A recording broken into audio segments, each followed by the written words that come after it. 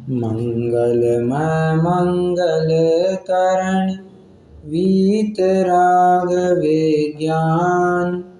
नमो ताहि जाते भय अरहंतादि महान।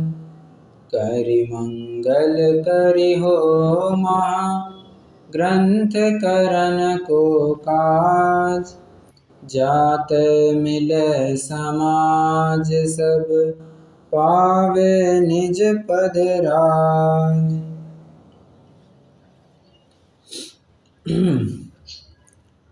सार्थकता मतलब क्या? सार्थकता मतलब होती है किसी भी वस्तु की कार्यकारिता, किसी भी वस्तु का फलदायीपना। वो चीज़ हमारे लिए कितनी कार्यकारी रही है, कितने अच्छी रही है जिससे हमारा काम सध जाए, उसकी साधकता कैसी रही है, ये अर्थ होता है सार्थकता का। अपन कहते हैं ना, मेरा यहाँ पर आना सार्थक हुआ, मेरा क्या कहना चाहिए, दवा का लेना मेरे लिए सार्थक रहा। सार्थक रहा मतलब बहुत अच्छा रहा, मतलब उससे मुझे बहुत अच्छा लगा। लौकिक मार्ग में फलदायी रहा, लौकिक अपेक्षा विचार करो तो मेरे लिए बहुत अनुकूल रहा। कई सारे अर्थों में विचार किया जा सकता है। पंडित जी साहब यहाँ पर कि लौकिक मार्ग की अपेक्षा सार्थकता नहीं बता रहे, कह रहे हैं ये जो ग्रंथ लिख रहा हूं मैं, मोक्ष मार्ग प्रकाशक नामक ग्रंथ, इस ग्रंथ की क्या सार्थकता है, इस ग्रंथ से तुम अपना काम कैसे साध सकते हो, क्यों ये ग्रंथ पढ़ना चाहिए, इसके बारे में चर्चा की जाएगी। कई सारी बातें जो पहले कर चुके हैं वही अब फिर से रिपीट होने वाली है। Ditto same to same repetition होगा। प्रस्तुतिकरण की शैली अवश्य ही बदल चुकी है, तो नए रूप से उस बात को हम देखने वाले हैं। परंतु पंडित जी साहब पहले शुरुआत कहाँ से करते हैं, और उनका स्टाइल है, पंडित टोडरमल जी की ये स्टाइल रही है कि पहले वे साबित करते हैं और हमें जताते हैं कि तुम दुखी हो, तुम दुख से पीड़ित हो, तुम जिस प्रकार के मिथ्यात्व, मोह आदि विभावों से, विकारी परिणामों से जूझ रहे हो, उसके कारण महादुख को प्राप्त हो रहे हो। पहले ये जताते हैं, पहले सिद्ध करके दिखाते हैं, और फिर दुख का क्या कारण है ये बताते हैं, सुख क्या है इसका जिक्र करते हैं, और सुख के उपाय के बारे में बाद में वे बखान करते हैं। परंतु जैसे मैंने कहा, सबसे पहले दुख की चर्चा होगी। शुरुआत कैसे करते हैं? हाँ, मैं आपको एक छंद के माध्यम से कहता हूँ। ये शायद सिद्ध पूजन होगी, सिद्ध पूजन नहीं, क्या अपना देवशास्त्र गुरु पूजन है युगल जी की, उसकी जयमाला में कैसे लिखते हैं, संसार महादुख सागर के प्रभु दुख में सुख आवासों में, मुझको न मिला सुख क्षण भर भी कंचन कामिनी प्रासादों में। क्या कहते हैं? संसार महादुख सागर के प्रभु दुखमय सुख आवास, मतलब इतना महादुखमय ये सागर है। अब देखिए, कभी आपको संसार के लिए महाअटवी की उपमा दी जाए सुनने को मिलेगी, कहीं आपको अथांग सागर की उपमा सुनने को मिलेगी। ये पूरा लेखकों का, कवियों का कमाल है। वो जिस प्रकार से चाहे वे उस प्रकार से उसकी उपमा देते हैं। और कुछ सुना है क्या आपने, संसार के लिए किन किन उपमाओं का प्रयोग किया जाता है? एक तो मैंने आपको बताया घनघोर अटवी, एक तो है सागर, और बताइए।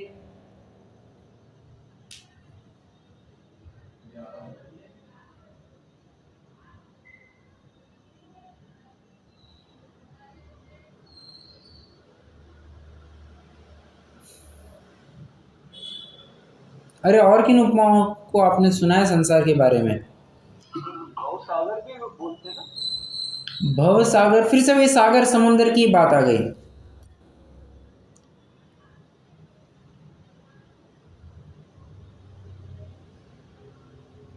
संसार चक्र, उसको चक्र की उपमा दी जाती है।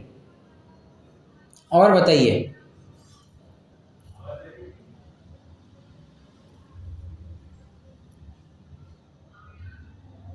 अरे क्या बात है, सभी ब्लैंक है। ठीक है, चलिए, अभी अपन ज़्यादा उसको खींचेंगे नहीं, इतना रेलेवेंट भी नहीं है। परंतु मैंने सहज ही पूछ लिया, आपको पता है क्या? आपको याद आए तो आप बता सकते हैं। अब आगे बढ़ते हैं, तो संसार की बात चालू करते हैं। संसार अटवी में समस्त जीव, अपन थोड़ा पढ़ता हूँ मैं। इस संसार अटवी में समस्त जीव हैं, वे कर्म निमित्त से उत्पन्न जो नाना प्रकार के दुख उनसे पीड़ित हो रहे हैं। देखे पहले क्या कहा? दुखी है, फिर दुख का कारण भी बताया। कर्म निमित्त से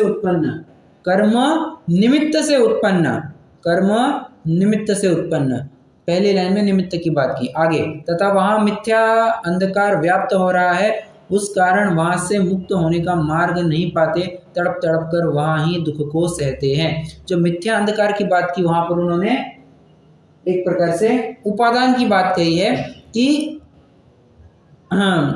वो स्वयं ही अपने मिथ्यात्व को दूर नहीं कर रहा है, और मिथ्यात्व को दूर नहीं कर रहा है तो मुक्त होने का मार्ग पता नहीं है, इसलिए वो सुखी नहीं हो पाता है। चढ़ाला की तीसरी ढाल की पहली पंक्ति क्या है? आत्म को हित है सुख। आत्मा का हित किस में है? सुख में है। और सो सुख आकुलता बिन कहिए, ठीक है। और वो सुख होगा तो बिना आकुलता होगा, ठीक है। तो बिना आकुलता की जगह कौन सी है? आकुलता शिव माही न, आकुलता उस शिव में नहीं है। ताते शिव मग लाग्यो चाहिए, इसलिए शिव के मार्ग पर चल पड़ो, ठीक है। यहाँ पर कहते हैं तुमने मिथ्यात्व की बात, तुम मिथ्यात्व से ग्रसित हो, इसलिए तुम सुख की बात जानते नहीं हो, आकुल चित्त हो। देखिए मिथ्यात्व इज इक्वल टू आकुलता, मिथ्यात्व है इसलिए आकुलता है, और आकुलता है तो तुम्हें सुख नहीं है। सीधा सा डेरिवेशन है, ज़्यादा कुछ हेक्टिक नहीं है। तो कहते हैं अब इस सुखी होने का मार्ग क्या है? तो सुखी होने का मार्ग तो देखो बहुत सिंपल है। जो देशना है उस देशना का तुम अनुसरण करो।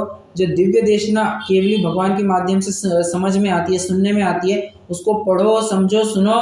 और पढ़ी समझी ना सुनी कुछ भी नहीं किया हो, भाव भाषण के स्तर पर भी तुमने अगर समझ लिया कि हाँ जो अपन कर रहे हैं वो गलत कर रहे हैं, ये वस्तुएं कुछ मेरे संयोग में जो आई है ये मेरी नहीं है, मैं इनसे तद्दन जुदी भिन्न हूँ, जबकि ये शरीर भी मेरा नहीं है, मैं तो इनसे अत्यंत अति भिन्न अखंड निराला हूँ। जब ऐसा निर्णय अपने आप हो जाता है तो मुक्ति के मार्ग पर चलने लगता है। यहाँ पर उन्होंने पूरी परंपरा फिर से बताई है। कहते हैं जिस प्रकार कोई सूरज जब उगता है तो उगता हुआ सूर्य की कोई अपेक्षा नहीं होती है कि मैं सब जगह पर प्रकाश फैला दूं, किंतु वो जैसे जैसे उगने लगता है, उसका उदय होता है, वैसे वैसे उसकी किरणें फैलने लगती है, और ना चाहते हुए भी वो सभी प्रदेशों को प्रकाशमान करता है, प्रकाशित करता है। केवली भगवान भी ऐसे ही है। केवली भगवान का जब तीर्थंकर केवली का जब उदय होता है, जब भी कोई व्यक्ति तीर्थंकर बनता है, केवली बनता है, तब वो तो वितरागी है, उसकी कोई इच्छा नहीं है, परंतु जब भी उपदेश होता है सहज रूप से दिव्य ध्वनि खिरती है, और जब दिव्य ध्वनि खिरती है तो वे चाहे ना चाहे, हालांकि चाहने ना चाहने की कोई बात ही नहीं, वे तो वितरागी हो गए हैं। हाँ, जो भी व्यक्ति उस उपदेश को सुनता है उसका अपने आप कल्याण हो जाता है। फिर एक बात और आती है, ठीक है, जितने काल के लिए तीर्थंकर है, केवली है, पर वे कितने काल के लिए रहेंगे? उनकी भी कोई एक निश्चित, उनका कोई सीमित काल होगा ना, कि चौथे काल तक रहेंगे या जो कुछ भी है, चौथे काल में ही रहते हैं वैसे। किंतु ये अपना जो हुंडा अवसर पे निकाल है, इसमें अपन को कई सारे अप्स एंड डाउन्स देखने को मिले हैं। पहला आप क्या कहना चाहिए, एक पहली विचित्रता तो यही देखने मिली कि तीसरे काल में ही भगवान आदिनाथ का जन्म, मतलब उनका जन्म, आदिनाथ का जन्म हुआ, वहीं पर उन्होंने मुनि दीक्षा ली और वहीं पर उनको मोक्ष भी हो गया। जब चौथा काल प्रारंभ भी नहीं हुआ था, उसी के पहले उनको मोक्ष भी हो गया था। मतलब तीसरे काल में केवली तीर्थंकर पाए गए। एक और बात कि पंचम काल में भी तीर्थंकर पाए गए हैं। अब ये मत समझना कि पंचम काल में कैसे पाए गए, अवश्य ही वे चौथे काल में जन्मे थे और उसके बाद में उनकी आयु शेष थी, तो वे पंचम काल चालू हुआ और वहाँ पर भी केवली का समागम पाया गया है। तो ये बातें ऐसी होती है। तो हुंड अवसर्पिणी काल को मत समझना। जो नॉर्मल अवसर्पिणी काल होगा वहाँ पर तो चौथे काल में ही सब कुछ होगा।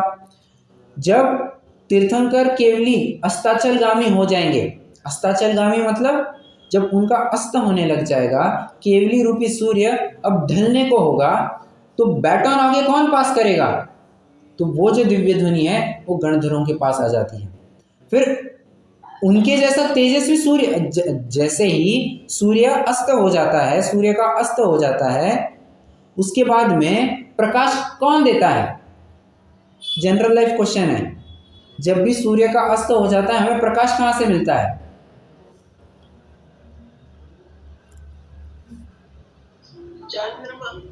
अरे हाँ, वर्तमान की बात कीजिए ना। चंद्रमा ऐसा कितना प्रकाश देगा?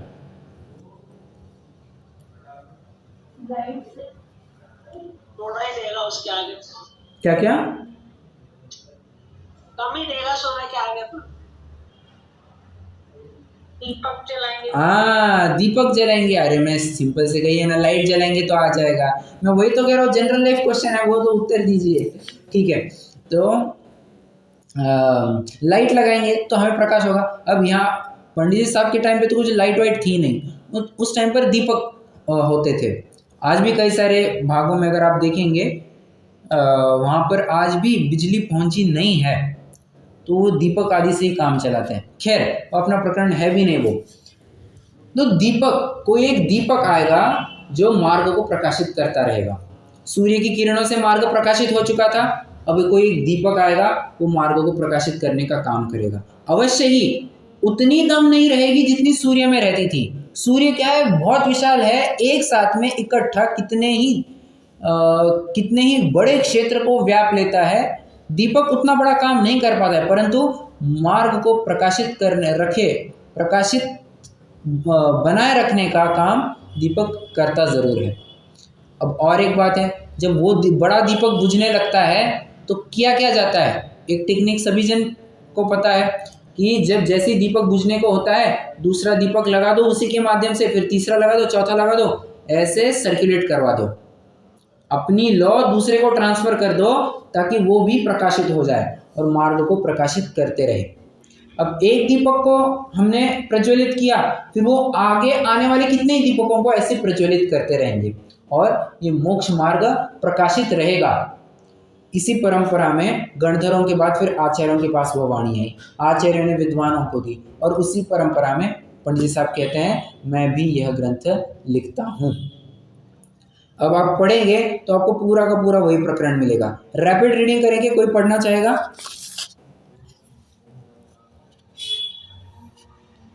मैं पढ़ूं? हाँ जी, कोई और पढ़ रहे हैं? कोई भी, कोई दिक्कत नहीं है। अब ये मोक्ष मार्ग प्रकाशक नामक शास्त्र रचते हैं, उसकी सार्थकता दिखाते हैं। इस संसार अटवी में समस्त जीव हैं, वे कर्म निमित्त से उत्पन्न जो नाना प्रकार के दुख उनसे पीड़ित हो रहे हैं, तथा वहाँ मिथ्या अंधकार व्याप्त हो रहा है। उस कारण वहाँ से मुक्त होने का मार्ग नहीं पाते, तड़प तड़प कर वहाँ ही दुख को सहते हैं। एक मिनट, ऐसे जीवों का यहाँ पर क्या, जैसे मैंने कहा था, यहाँ पर दुख और दुख का कारण बताया। अब आगे बात करते हैं। ऐसे जीवों का भला होने के कारण तीर्थंकर केवली भगवान रूपी सूर्य का उदय हुआ। उनकी दिव्य ध्वनि रूपी किरणों द्वारा वहां से मुक्त होने का मार्ग प्रकाशित किया। जिस प्रकार सूर्य को ऐसी इच्छा नहीं है कि मैं मार्ग प्रकाशित करूं, परंतु सहज ही उसकी किरणें फैलती हैं, उनके द्वारा मार्ग का प्रकाशन होता है, उसी प्रकार केवली वीतराग है, इसलिए उनके ऐसी इच्छा नहीं है कि हम मोक्ष मार्ग प्रकट करें, परंतु सहज ही वैसे ही अघाती कर्मों के उदय से उनका शरीर रूप उद्गल दिव्य ध्वनि रूप परिणमित होता है, उसके द्वारा मोक्ष मार्ग का प्रकाशन होता है। एक मिनट सर जी, मैं प्रश्न पूछना चाहता हूँ। शरीर रूप उद्गल दिव्य ध्वनि रूप परिणमित होता है, कर्णानियों की अपेक्षा प्रश्न है किसके बारे में बात चल रही है? ये करणों योग का प्रश्न मैं फिर से कह रहा हूं।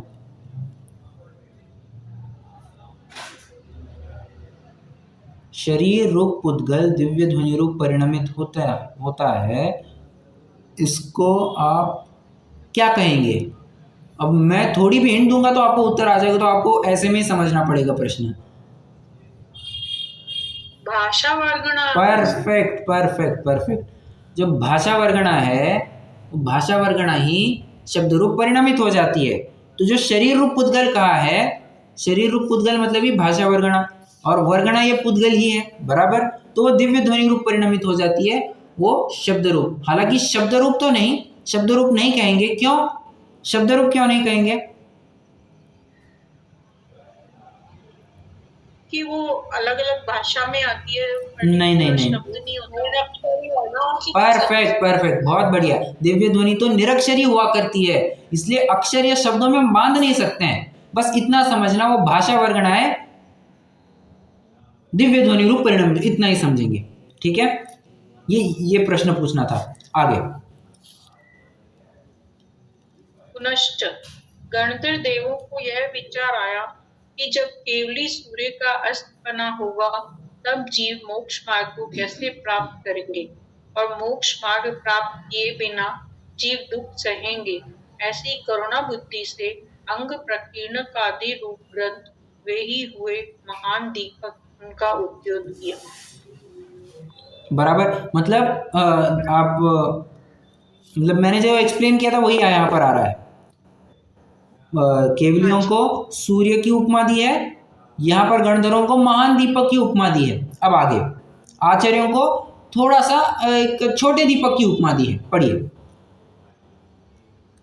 पुनश्च जिस प्रकार दीपक से दीपक जलाने से दीपकों की परंपरा प्रवृत्ति है, उसी प्रकार इन्हीं आचार्य दिक्कों ने उन ग्रंथों से अन्य ग्रंथ बनाए, और फिर उन पर से ही इन्हीं ने अन्य ग्रंथ बनाए। इस प्रकार ग्रंथ होने से ग्रंथों की परंपरा प्रवृत्ति है। मैं भी पूर्व ग्रंथों से यह ग्रंथ बनाता हूँ। एक मिनट, अब मुझे जरा इसका अर्थ बताना। उन ग्रंथों से अन्य ग्रंथ बनाए और फिर उन पर से किन्हीं ने अन्य ग्रंथ बनाए, इसका क्या मतलब है? पंडितों ने अन्य ग्रंथ बनाए। ठीक है, यहाँ पर सिर्फ पंडित ही नहीं लेंगे, यहाँ पर आचार्य भी हो सकते हैं। आचार्यों ने ग्रंथ से अन्य ग्रंथ बनाए, फिर उन पर से पंडितों ने अन्य ग्रंथ बनाए। मैं वही कह रहा हूँ, जरूरी नहीं जो आप दूसरा पढ़ रहे हैं ना, फिर उन पर से किन्हीं ने अन्य ग्रंथ बनाए, जरूरी नहीं है वो विद्वान ने ही बनाना चाहिए, वो किसी आचार्य ने भी बनाया हुआ हो सकता है। हाँ, अगर आप देखना चाहें तो प्राय आपको विद्वान की केस में मिलेगा, ये बात जरूर सही है, ये बात बिल्कुल सही है। ये आपको ज्यादा केसेस आपको विद्वानों की ही देखने में आएंगे। जैसे आपको एक एग्जांपल देता हूँ, एकदम फैंटास्टिक एग्जांपल। जैसे किन्हीं आचार्य ने ग्रंथ बनाए, एग्जाम्पल आचार्य कुंद ने समयसार ग्रंथ बनाया, उसके ऊपर से आचार्य अमृतचंद्र ने समयसार की आत्मख्याति टीका बनाई, जिसमें गद्य और पद्य दोनों विभाग थे। अब उस आत्मख्याति ग्रंथ के ऊपर से जो मात्र पद्य विभाग था, उसको सामने रख करके पांडे राजमल जी ने बाल बोधिनी, समयसार आत्मख्याति के ऊपर बाल बोधिनी टीका लिखी। अब उस बाल बोधिनी टीका को सामने रख करके आगे बात को पूरा कीजिए।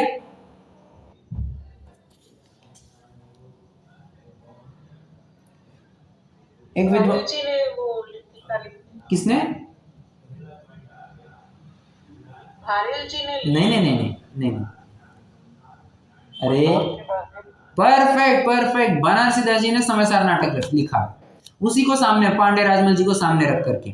ठीक है, तो इस प्रकार से एक ग्रंथ के ऊपर से अन्य ग्रंथ बना और उस अन्य ग्रंथ के ऊपर से और अन्य ग्रंथ बना। तो हाँ, आपका जो कह रहे हैं वो विद्वानों के केस में प्रायः पाया जाता है, परंतु जरूरी नहीं है कि विद्वान ही होने चाहिए, अन्य आचार्य भी हो सकते हैं। अब और कैसे हो सकते हैं, इसका भी थोड़ा विचार करते हैं। जैसे मूल ग्रंथ बनाया आचार्य उमा स्वामी ने, तत्वार्थ सूत्र। अब उस तत्वार्थ सूत्र के अन्य कितने सारे तो भी ग्रंथ बने, जैसे अष्टशती बना, अष्टसहस्त्री बना, सर्वार्थ सिद्धि बना, तत्वार्थ राजवार्तिक बना, इतने कई सारे ग्रंथ बने।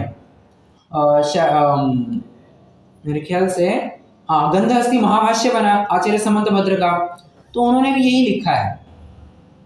और गंधहस्ती महाभाष्य हमारा वैसा तत्व सूत्र की ही टीका है वो, करेक्ट, गंधहस्ती महाभाष्य। तो एक ग्रंथ के ऊपर से इतने सारे ग्रंथ बने। अब इन ग्रंथों के ऊपर से अगर आप देखेंगे, चेतन दास जी ने, जो कि विद्वान रहे हैं, उन्होंने एक और ग्रंथ की रचना की है, एक संकलनात्मक। उन्होंने जो अपन देखते हैं ना मोक्ष शास्त्र, चेतन दास जी की टीका, वो एक प्रकार से संकलन ही है उनका, बहुत सारे ग्रंथों का, बहुत सारी टीकाओं का उन्होंने संकलन करके दिया है। तो जैसा आपने कहा विद्वानों के केस में पाया जाए, परंतु आचार्यों के केस में भी हो सकते। कोई आपकी ज्ञान में उदाहरण है ऐसा? जैसे समय सार का आत्मख्याति अमृतचंद आचार्य ने और जयसेन आचार्य ने भी लिखा है। परंतु जयसेन आचार्य ने समयसार के ऊपर टीका लिखी है, आत्मख्याति के ऊपर टीका नहीं लिखी है, इतना बात समझना। उन्होंने अपनी स्वतंत्र टीका की नहीं, मैं ये कह रहा हूं, आचार्य ने ग्रंथ बनाया, उस ग्रंथ के ऊपर किसी अन्य आचार्य ने फिर से ग्रंथ बनाया, और जो दूसरे आचार्य का ग्रंथ था उसके ऊपर से तीसरे आचार्य ने फिर से ग्रंथ बनाया। ऐसा कोई आचार्य नहीं एक दूसरों के ऊपर ग्रंथ बनाया, ऐसा है क्या आपके ज्ञान में?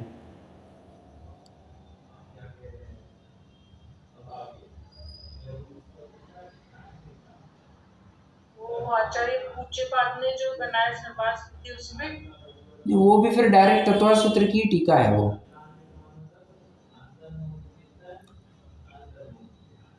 मैं ये विचार कर रहा था षटखंडागम कहीं आ सकता है क्या, परंतु वो भी मुझे डायरेक्ट ही लगा, क्योंकि षटखंडागम के ऊपर से जय धवला महाधवला, धवला जय धवला महाधवला बने, और षटखंडागम ही के आधार से पर अपने ये भी बने, क्या कहते हैं, आचार्य नेमिचंद सिद्धांत चक्रवर्ती के कोमटसार, वो भी डायरेक्टली षटखंडागम से ही बने हैं। ठीक है, कोई बात नहीं, परंतु जरूर हो सकता है, ऐसा होने में कोई आपत्ति नहीं लगती है। ओके, आगे पढ़िए। पुनश्च जिस प्रकार सूर्य तथा सर्व दीपक हैं, वे मार्ग को एक रूप ही प्रकाशित करते हैं, उसी प्रकार दिव्य ध्वनि तथा सर्व ग्रंथ हैं, वे मोक्ष मार्ग को एक रूप ही प्रकाशित करते हैं। तो यह भी ग्रंथ मोक्ष मार्ग को प्रकाशित करता है। एक मिनट तथा जिस प्रकार अब यहाँ पर थोड़ा सा ट्विस्ट आ गया है प्रकरण में। कहते हैं कि सूरज हो या बड़ा दीपक हो या दीपक की लौ मात्र हो, कोई छोटा दीपक हो, काम क्या है? सभी का काम एक ही है, क्या? प्रकाशित करना। काम सभी का प्रकाशित करना है, फर्क इतना पड़ेगा कितने स्केल पर, कितने लेवल पर आप प्रकाशित कर रहे हैं, कितने लेवल पर आप प्रभावना कर पा रहे हैं। सूर्य होगा तो बड़े लेवल पर प्रभावना हो पाएगी, और कोई दीपक होगा तो छोटे लेवल पर प्रभावना हो पाएगी, परंतु काम तो वही हो रहा है ना। जी हाँ, काम तो वही हो रहा है। उसमें फिर फर्क नहीं करना कि मुझे तो आचार्यों की वाणी मिली है, मुझे तीर्थंकरों की वाणी नहीं मिली है, मुझे तो विद्वानों से सुनने को मिला है, मुझे तो आचार्य आदि का कुछ संयोग ही नहीं हुआ है। ये बिल्कुल भी ऐसी बात नहीं रखना। क्यों?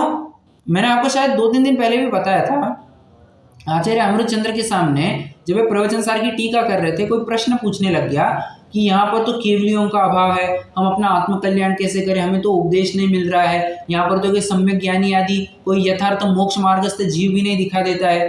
आचार्य अमृतचंद्र ने कैसे उसका हौसला बढ़ाया, ये मोक्ष मार्ग के प्रणेता हम तुम्हारे सामने खड़े हैं, लो। अब ये ऐसा विश्वास दिलाना होता है, ठीक है। जरूरी नहीं कि कोई केवली आएंगे तो ही तुम्हें तारेंगे। अरे कितने ही तो ऐसे केसेस है जहाँ पर केवली छोड़ो, शास्त्र भी सामने नहीं रहा है और उसको सम्यक दर्शन की प्राप्ति हो गई है, जो हम निसर्गत सम्यक्त्व के नाम से जानते हैं, ठीक है। अब हाँ, इसमें एक और बात कहना चाहते हैं पंडित साहब।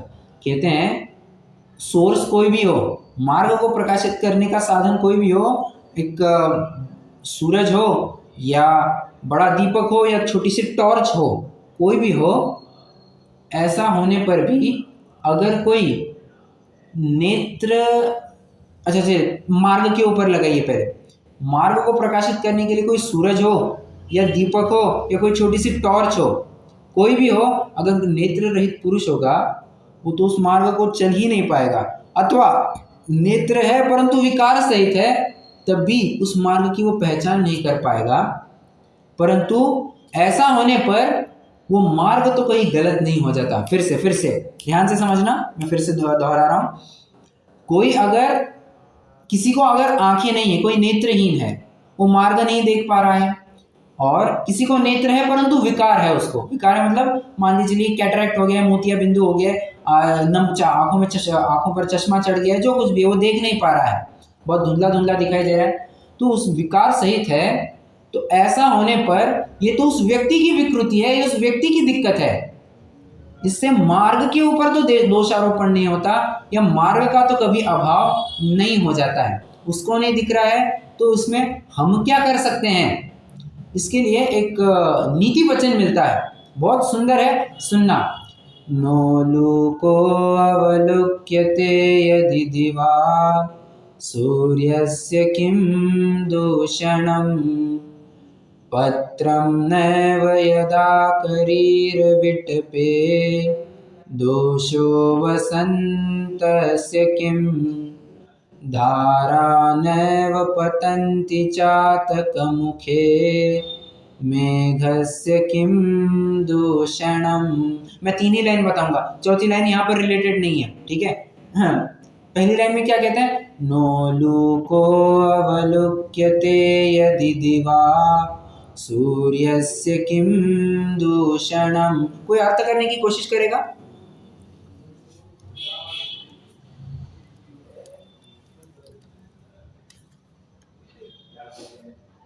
मतलब सूर्य प्रकाशित होता है, कोई छाता है बीच में, तो उसमें सूर्य का क्या?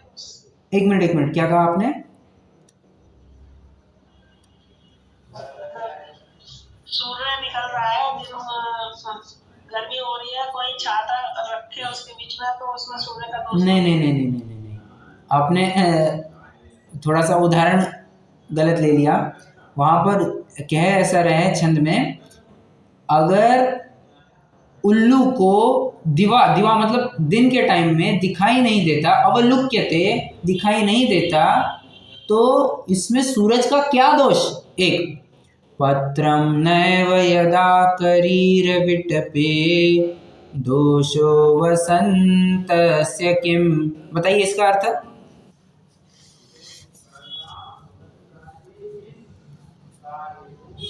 प्रयास कीजिए, उसे नहीं बता पाए तो भी कोई बात नहीं, क्योंकि समझ सकता हूँ संस्कृत है, किसी को नहीं समझ में आती, किसी को थोड़ी समझ में आती है। शुरू के आगे नहीं समझ में आ रही, बाद में तो है कि बसंत का क्या दोष है इसमें। शुरू की क्या बोला, पत्रम नैव यदा करीर विटपे दोषो वसन्तस्य किम।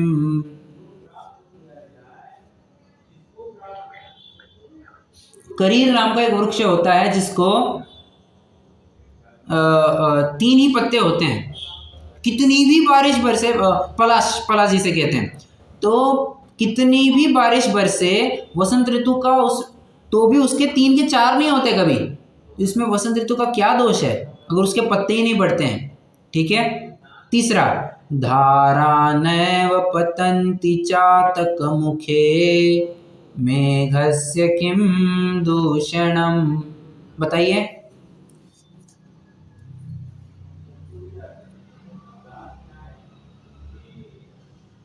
अगर पानी नहीं बरस रहा है, अगर पानी की बूंद चातक के मुख में नहीं जा रही है, तो इसमें मेघ का क्या दोष है?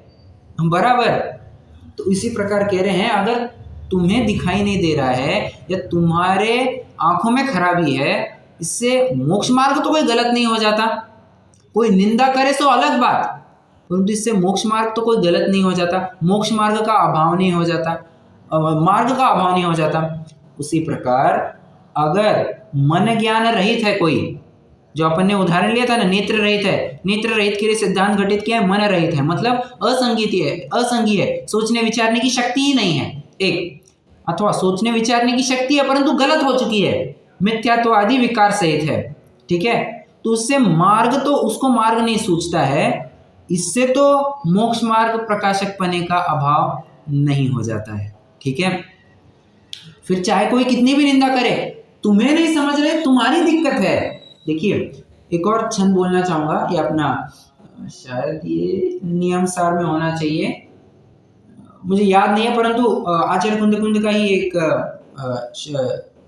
उनकी गाथा है, ईसा भावेन पुनः के निंदन्ति सुंदरम मग्गम ते संवरणं सोचा भक्ति मा पुनः जिणमग्गे यदि कोई भाव से निंदा करे जिन मार्ग की, छोड़ो न भक्ति वचन सुन इस वीतरागी मार्ग की। क्या कहा, कोई अगर ईर्ष्या भाव से जिन मार्ग की निंदा करते तो करने दो ना, तुम्हें क्या, तुम तो अपनी भक्ति से मत चूकना। क्यों, क्योंकि मार्ग तो वही का वही है, उन्होंने उसको गलत समझ लिया है, तो इसमें हम क्या कर सकते हैं। पंडित साहब आगे चल करके एक और उदाहरण देंगे, अगर कोई किसी दरिद्री को अवलोकन क्या कह रहे हैं, किसी दरिद्री को, महादरिद्री को रत्न चिंतामणि की प्राप्ति हो जाए और उसकी तरफ वो अवलोकन भी ना करे, और किसी कोढ़ी को अमृत पान कराए परंतु अमृत का सेवन ना करे, तो उसके अभाग्य की महिमा तो हमसे नहीं हो सकती। उसकी ऐसी अवस्था देखकर तो अपन को ही समता आती है। पंडित साहब स्वयं आगे कहेंगे, उसकी होनहार का विचार करके तो हमें समता आती है। तुम अपने मार्ग से मत चूकना, ठीक है। हाँ जी, कहाँ तक आए थे। हाँ, तथा जिस प्रकार प्रकाशित करने पर भी जो नेत्र रहित अथवा नेत्र विकार सहित पुरुष है, देखिए 2 बार, नेत्र रहित अथवा नेत्र विकार सहित पुरुष है, उनको मार्ग नहीं सूझता, तो दीपक के तो मार्ग प्रकाशक बने का अभाव नहीं हुआ। उसी प्रकार प्रकट करने पर भी जो मन ज्ञान रहित है अथवा मिथ्यात्वादी विकार सहित है, उन्हें मोक्ष मार्ग नहीं सूझता, तो ग्रंथ के तो मोक्ष मार्ग प्रकाशक बने का अभाव नहीं हुआ, ठीक है। एक शायद उदाहरण अपन शायद 7वें अध्याय में कहाँ है जानना पड़ेगा, परंतु वहाँ पर एक और ऐसे ही सिमिलर उदाहरण दिया है। अगर मिश्री खाकर के गधा मरता है, तो सज्जन व्यक्ति तो मिश्री खाना नहीं छोड़ते हैं, ये उसकी कमजोरी है, उसकी गलती है, हम नहीं कुछ कर सकते हैं, ठीक है। इस प्रकार इस ग्रंथ का मोक्ष मार्ग प्रकाशक ऐसा नाम सार्थक जानना, ठीक है। अब इसके बाद में एक प्रश्न जबरदस्त वाला पूछ लिया है, ठीक है। मोक्ष मार्ग प्रकाशक ग्रंथ तो पहले तो थे ही, तुमने ऐसा नया क्या कर लिया। थोड़ा सा एकदम स्लैंग लैंग्वेज में बात करूं तो आजकल युवा जनता कैसे बात करती है, तूने आकर के ऐसा क्या उखाड़ लिया, ऐसा क्या काम कर दिया तूने, ऐसा नई क्या चीज कर दी, ऐसा कहते हैं, ठीक है। तो शंकाकार पूछता है कि आप मोक्ष मार्ग का प्रकाशन करने वाले ऐसे कितने ही ग्रंथ थे पहले, तुमने नए ग्रंथ लिख करके ऐसा क्या निहाल कर दिया। बराबर कहते हैं, देखो बड़े दीपक को बनाए रखने के लिए तुमको ज्यादा तेल, ज्यादा सामग्री, ज्यादा ईंधन की आवश्यकता होती है।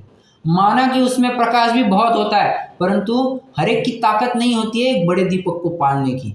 उसी प्रकार पॉइंट नंबर 2, कोई छोटा दीपक होगा तो उससे भी अगर किसी का काम चलता होगा तो कम सामग्री में, कम खर्चे में उसका काम अपना सज सकता है। इसलिए हम इस ग्रंथ की रचना करते हैं। बड़े बड़े ग्रंथ है, बड़े बड़े षटखंडागम आदि, मूलाचार आदि बड़े बड़े ग्रंथ है, परंतु उनसे अगर काम नहीं सदता है तो बड़े ग्रंथों को पालने से क्या बेहतर है तुम इन छोटे ग्रंथों का अध्ययन करो, जिससे तुम्हें समझ में आए, तुम्हारा काम सद जाए। और तुम्हारे काम सदने के लिए हम ग्रंथ की सार्थकता बता रहे हैं, ठीक है। देखिए आज हो सकता है अपना प्रकरण भी पूरा हो जाए, घबराना नहीं। क्यों? क्योंकि अब मैंने पहले ही कहा था, जो भी प्रकरण चल रहा है पूरा रिपीट होने वाला है, नया आपको कुछ मिलने वाला है नहीं। बस अब प्रकरण है, थोड़ा प्रस्तुतिकरण की शैली अलग है, अपन उसको भी कवर करते जा रहे हैं। हाँ जी, पढ़िए। प्रश्न, मोक्ष मार्ग के प्रकाशक ग्रंथ पहले तो थे ही, तुम नवीन ग्रंथ इसलिए बनाते हो। समाधान, जिस प्रकार बड़े दीपकों का तो उद्योग बहुत तेलादिक के साधन से रहता है, जिनके बहुत तेल अधिक की शक्ति न हो, उनको छोटा दीपक जला दे तो वे उसका साधन रखकर उसके उद्योग से अपना कार्य करें। उसी प्रकार बड़े ग्रंथों का तो प्रकाश बहुत ज्ञानादिक के साधन से रहता है। जिनके बहुत ज्ञानादिक की शक्ति नहीं है, उनको छोटा ग्रंथ बना दे तो वे उसका साधन रखकर उसके प्रकाश से अपना कार्य करें। इसलिए छोटा सुगम ग्रंथ बनाते हैं। कंटिन्यू, ये सिंपल था। पुनश्च यहाँ जो मैं ये ग्रंथ बनाता हूँ तो कषायों से अपना मान बढ़ाने के लिए अथवा लोभ साधने के लिए अथवा यश प्राप्त करने के लिए अथवा अपनी पद्धति रखने के लिए नहीं बनाता हूँ। जिनको व्याकरण न्याय आदि का, नए प्रमाण आदि का तथा विशेष अर्थों का ज्ञान नहीं है, उनके इस कारण बड़े ग्रंथों का अभ्यास तो बन नहीं सकता, तथा किन्हीं छोटे ग्रंथों का अभ्यास बने तो वे यथार्थ अर्थ भाषित नहीं होता। इस प्रकार इस समय में मंद ज्ञानवान जीव बहुत दिखाई देते हैं। उनका भला होने के हेतु धर्म बुद्धि से यह भाषा में ग्रंथ बनाता हूँ। अब देखिए यहाँ पर जो बात कह रहे हैं भाषा में ग्रंथ बनाता हूँ, लगभग ऐसी ही कुछ बात हम थोड़ा पहले भी देख करके आए हैं। कहाँ देख करके आए हैं? जो ग्रंथ की प्रामाणिकता आगम परंपरा वाला प्रकरण था, वहाँ पर हम देख करके आए हैं। असत्य पद रचना प्रतिषेध, वहाँ पर भी बात देख करके आए कि ये ग्रंथ में कषायवश नहीं बना रहा हूँ। असत्य पद रचना प्रतिषेध में क्या था कि जो महाकषाई होता है और जो अज्ञानी होता है वही असत्य पद लिख सकता है, और हमें भी यथार्थ ग्रंथों को पढ़ करके थोड़ा बहुत सम्यक ज्ञान मतलब यथार्थ अर्थ भाषित हुआ है, इसलिए हम ग्रंथ यहाँ पर लिखते हैं। इसलिए इसमें असत्य पद मिलाए होंगे, असत्य पद हमने मिलाए होंगे ऐसा तो नहीं, और किसी ने अगर इसमें आकर के मिलाए होंगे तो जो सुज्ञ व्यक्ति होगा, जो ज्ञानी पुरुष होगा, वो तो इस परंपरा को चलने देगा नहीं। और अपना ग्रंथ की प्रामाणिकता और आगम परंपरा, इसमें भी लगभग वैसी बात आई थी। क्या कि जो हम ग्रंथ बना रहे हो प्रामाणिक है, उन्हीं की परंपरा को फॉलो करते आ रहे हैं। फिर किसी ने प्रश्न पूछा था, तुमने अपनी बुद्धि से ग्रंथ बनाया है, इसमें क्या ऐसे सिद्ध होगा? सिद्ध ये होगा कि हमसे भी कई सारे मंद बुद्धि के जीव हैं, उनको जिनागम के विषय में प्रवेश नहीं है, तो उनको भी करुणा बुद्धि से हमें एक साधर्म्य वात्सल्य जागृत होता है कि बाबा उनका भी कल्याण हो। अतः हम इस ग्रंथ की रचना करते हैं उनके हिसाब से। फिर अपन ने दो आधार भी देखे थे। क्या? एक तो मैंने आपको परीक्षा मुख सूत्र का भी आधार दिया था, और एक छड़ाला का आधार दिया था, एक तीसरा आधार और दिया था मैंने जैन सिद्धांत प्रवेशिका का, जहाँ पर खुल के यह बात आई थी कि विरच्यते स्वल्प धियाम हिताय, शब्दों को थोड़ा आगे पीछे कर दिया गया है अनेक अलग अलग ग्रंथों में, आशय तो सबका एक ही निकलता है। ठीक है, यहाँ पर भी पंडित साहब फिर से वही बात दोहराना चाहते हैं। और भाषा में ग्रंथ बनाता हूँ ताकि जो ये दावा कर रहे हैं ना कि ऊपर क्या दावा किया था, इसलिए यह छोटा सुगम ग्रंथ बनाते हैं। अब सुगम कैसे होगा? जब भी देश भाषा में लिखा जाएगा, जिससे सबको समझ में आए ऐसी भाषा में लिखा जाएगा, तभी तो उस ग्रंथ को सुगम कहा जाएगा, उसमें प्रवेश आसानी से बन जाएगा। इसलिए भाषा में ग्रंथ बनाता हूँ। ठीक है, चाहते तो कन्नड़ में भी लिख सकते थे, चाहते तो संस्कृत में भी लिखते, चाहे तो प्राकृत में भी लिख सकते थे, चाहे तो किसी और भाषा में भी लिख सकते थे, परंतु उन्होंने ऐसा नहीं किया, उन्होंने देश भाषा में ग्रंथ लिखा। आगे का भी मैंने आपको एक्सप्लेन कर ही दिया है। पुनश्च जिस प्रकार बड़े दरिद्री को अवलोकन मात्र चिंतामणि की प्राप्ति हो और वह अवलोकन न करे, तथा जैसे कोड़ी को अमृत पान कराए और वह न करे, उसी प्रकार संसार पीड़ित जीव को सुगम मोक्ष मार्ग के उपदेश का निमित्त बने और वह अभ्यास न करे, तो उसके अभाग्य की महिमा हमसे तो नहीं हो सकती। उसकी होनहारी का विचार करने पर अपने को समता आती। अरे यहाँ पर जो दो लाइनें लिखी है ना, मोक्ष मार्ग के उपदेश का निमित्त बने और वो अभ्यास न करे, ये लाइनें लर्न करने लायक है। तो उसके अभाग्य की महिमा हमसे तो नहीं हो सकती, उसकी होनहारी का विचार करने पर अपने को समता आती है। अच्छा, एक समता आती है, ये कैसे कहा? अरे ये जो लाइन लिखी है ना, एकदम सॉफ्ट लाइन लिखी है। लिखने को तो अच्छा, कोई बहुत गुस्से में आया होगा, कोई टीचर अगर बहुत गुस्से में आया होगा, वो क्या कहेगा? अरे जा रे, तेरे को समझ में नहीं आता, तू गया तेल लगाने, भाड़ में जा। ऐसा कहता है नहीं कहता है? कई बार आपने भी देखा होगा, कई बार देखा होगा। हाँ, परंतु यहाँ पर कहते हैं तू भाड़ में जा, तेरे को समझ में नहीं आया। ऐसी गंदी, ऐसे अपशब्दों का प्रयोग नहीं करते हुए कहते हैं भाई तुम्हारी होनहारी ऐसी, तो हम क्या कर सकते हैं? हमको तुम्हारी होनहार देख करके ही हमको तो समझता आती है। इसमें तुम्हारी भी क्या गलती? तुम्हारी होनहारी वैसी नहीं है, पुरुषार्थ भी वैसा नहीं हो रहा है, इसमें क्या करें? अभी ऐसे ही कुछ बात देखना चाहे तो इसमें भी मिल जाएगी आपको, उपादान निमित्त चिट्ठी में। कहाँ है? पृष्ठ क्रमांक 359 पर आ सकते हैं। तो देखिए, हे भाई प्रश्न वाले, तूने विशुद्धता में शुद्धता मानी या नहीं? यदि तूने वह मानी तो कुछ और कहने का काम नहीं, और यदि तूने नहीं मानी तो तेरा द्रव्य इसी प्रकार परिणमित हुआ है, हम क्या करें? यदि मानी तो शाबाश। मतलब देखिए, ऐसा नहीं कह रहे तू तू तू तू तेरा देख ले, ऐसा नहीं, ऐसा नहीं, ठीक है।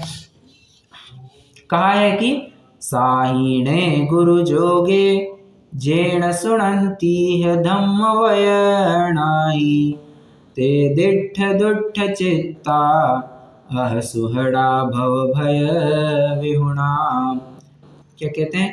ते धिठ दुठ चित्ता, वे धीठ है, दुष्ट चित्त है, महासुभट है, जो भव भय से अभी भी भीरू नहीं हुए हैं। जिस क्या संसार में विष बेल नारी, तजी गए जोगीश्वरा, ध्यानत धर्म 10 पेढ़ी चढ़ी के, शिव महल में पग धरा। क्या कहा?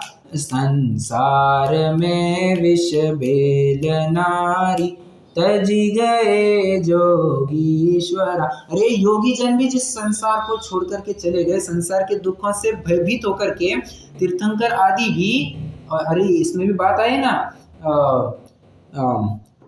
जो संसार विष सुख होता, तीर्थंकर क्यों त्यागे एक, काहे को शिव साधन करते, संयम सो अनुरागे। 2, अगर संसार में सुख होता तो तीर्थंकर आदि क्यों छोड़ करके जाते? अगर छोड़ करके गए हैं, तीर्थंकर जैसा जीव भी छोड़ करके जाता है, और तुम नहीं कर रहे हो। अच्छा लगता है? जैसे जैसे क्या उदाहरण दूं अभी? एक बहुत ही स्थूल उदाहरण देता हूं, समझ में आया तो ठीक, नहीं तो छोड़ दीजिए। अपने आदरणीय प्रधानमंत्री जी नरेंद्र मोदी जी, ठीक है, उनका डेली रूटीन सबको पता है, मॉर्निंग शेड्यूल सबको पता है।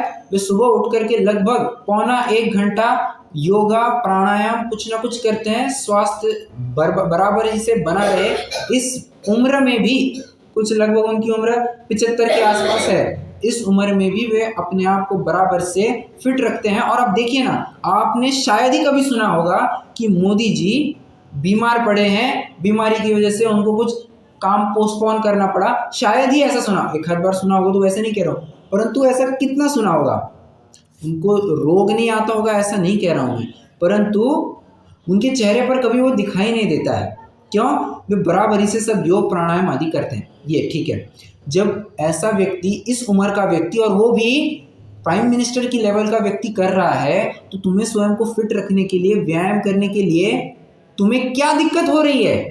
तो तुम क्यों व्यायाम नहीं करते? तुम क्यों बिस्तर पर आलसी पड़े हो? जल्दी उठो। देखो, वो खुद 5 बजे, खुद 3 घंटे की नींद लेते हैं, 4-5 बजे उठते हैं और काम चालू करते हैं अपना, व्यायाम आदि प्राणायाम आदि सब करते हैं। तुम अभी भी सोए पड़े हो, उठो, जागो। ये इस प्रकार से प्रेरणा की जाती है, और वो व्यक्ति करता है, तुम नहीं करते हो, क्या कहा जाता है? क्या कहा जाता है? हाँ, माँ बाप तो ऐसे ही कहते हैं, अरे उसके पास तो कुछ भी नहीं था, फिर भी वो टॉप कर गया, तेरे पास तो सब कुछ है, फिर भी तू पढ़ाई नहीं कर रहा है, लानत है तेरे पर। ऐसा कहते हैं नहीं कहते हैं?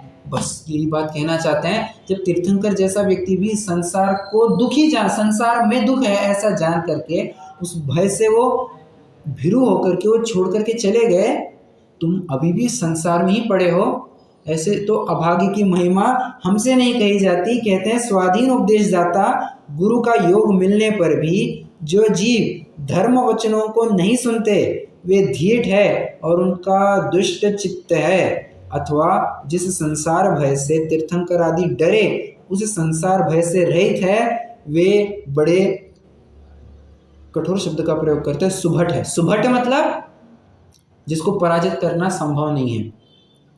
तुम्हें तुम्हारे संसार से पराजित करना बिल्कुल भी संभव नहीं है, तुम अपने संसार में बने रहो, यही तुम्हारी सुभटता है।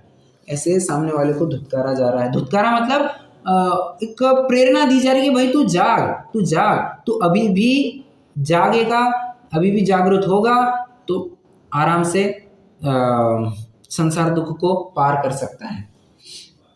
पुनश्च प्रवचन सार में भी मोक्ष मार्ग का अधिकार किया, वहां पर प्रथम आगम ज्ञान ही उपादेय कहा है। एक 5-10 मिनट लगेंगे, अपना अधिकार ही पूरा हो रहा है आज। आगम ज्ञान ही उपादेय कहा है, सो इस जीव का तो मुख्य कर्तव्य आगम ज्ञान है, उसके होने से तत्वों का श्रद्धान होगा, तत्वों का श्रद्धान होने से संयम भाव होगा और उस आगम से आत्मज्ञान की भी प्राप्ति होती है, तब सहज ही मोक्ष की प्राप्ति होती है। देखिए मैंने कक्षा की शुरुआत कैसे की थी, पहले दुख का कारण चर्चा हो गई, फिर सुख क्या है इसकी बात की, अब सुख का उपाय भी बता दिया। सुख का उपाय क्या आया है, मुख्य कर्तव्य आगम ज्ञान। आगम ज्ञान होने से तुम्हें तत्वों का श्रद्धान होगा, तत्वों का श्रद्धान होगा तो तुम्हें अवश्य ही संयम भाव प्रकट करोगे। मतलब एक प्रकार से देखिए ना, पहले सम्यक दर्शन सम्यक ज्ञान प्रकट करो, उसके बाद में सम्यक चारित्र भी प्रकट होगा, और सम्यक दर्शन सम्यक ज्ञान सम्यक चारित्र की प्राप्ति हो गई, वही तो तुम्हारा मोक्ष मार्ग है, बराबर। और मोक्ष मार्ग का आत्मज्ञान वही है, सब कुछ वही है, सब कुछ वही है, फिर वही धर्म है, वही सब कुछ है, और तब सहज ही मोक्ष की प्राप्ति हो जाती है। और मोक्ष मार्ग पर एक बार लग गए तो फिर मोक्ष की प्राप्ति तो दूर नहीं, फिर तो बस देर है अंधेर नहीं।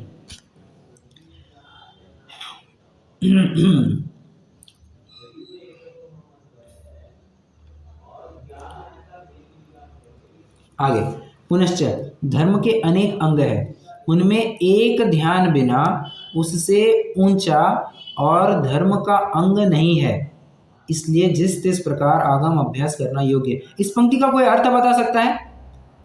पंक्ति, चलिए मैं आपको एक मिनट देता हूं, आप पंक्ति को जरा पढ़िए और उसका अर्थ बताइए।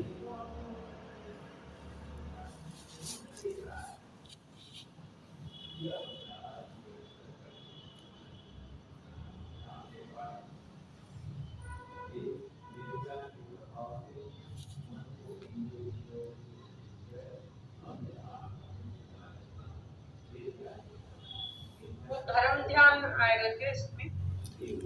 धर्म ध्यान नहीं आएगा।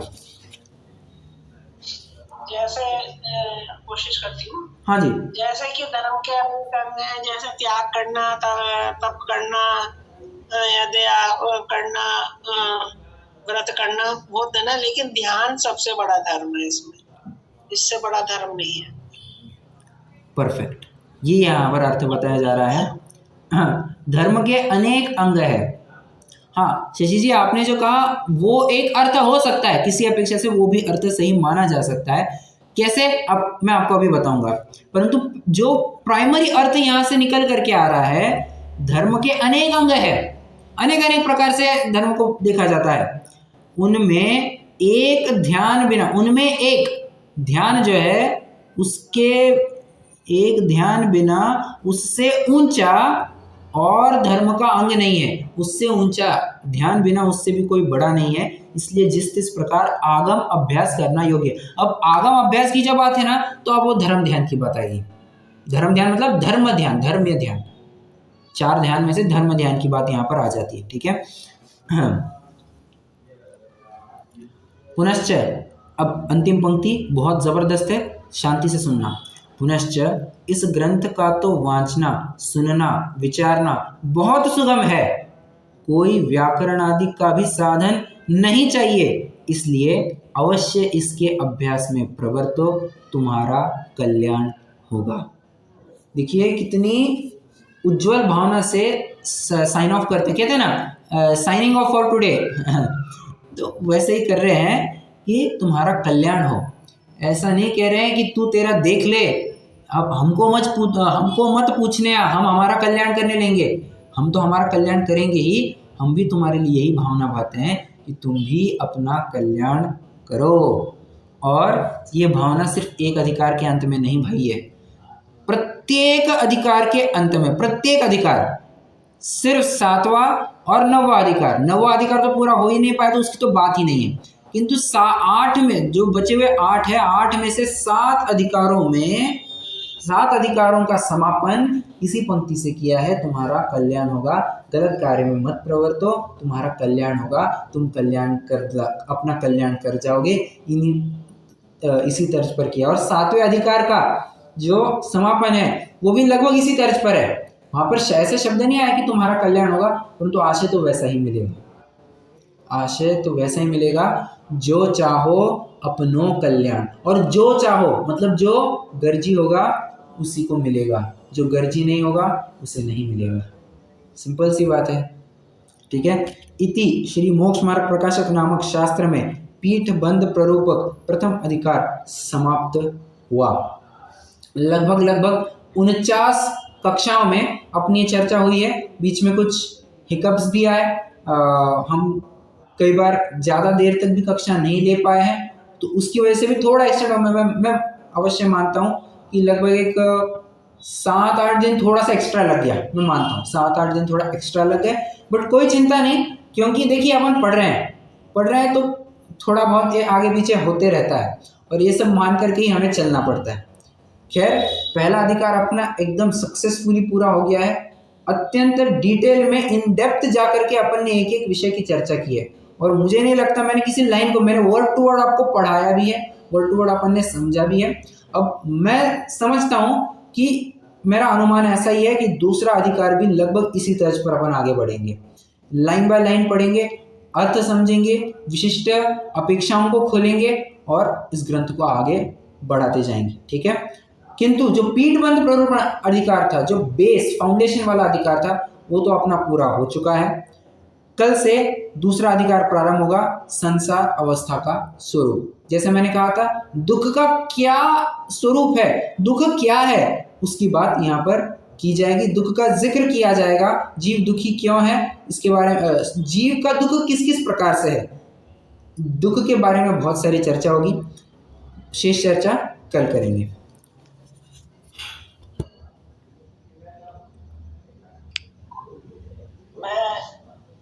स्टार्ट करने के बाद पूछूं क्या मोक्ष मार्ग से ये पेपर जो कल सबमिट करना था, असल में कल से पंचकन्यानक है स्नातक में। क्या कल से पंचकन्यानक है ना स्नातक में, चिराई तक के। हाँ तो मैं थोड़ा वहां जा रही थी, तो शायद पेपर देर से